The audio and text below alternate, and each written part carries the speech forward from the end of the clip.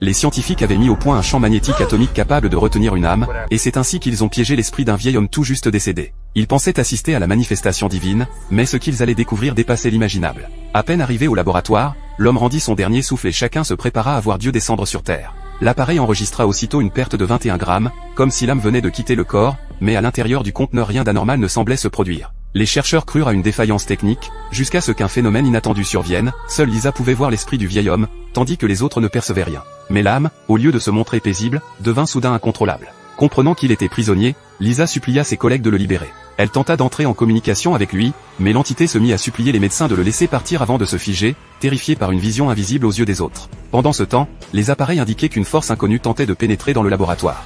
Certains pensèrent qu'il s'agissait de Dieu venu accueillir l'homme, mais Lisa, elle, comprit qu'il s'agissait sans doute d'un démon venu des enfers. Alors que la puissance mesurée par les instruments s'apprêtait à briser le champ magnétique, Lisa coupa discrètement l'alimentation électrique. Une lumière blanche apparut aussitôt au-dessus de l'esprit, et le vieil homme, soulagé, ouvrit les bras avant de disparaître avec elle. Mais lorsque l'énergie fut rétablie, les machines reprirent vie et révélèrent la présence d'une force inconnue enfermée dans la capsule.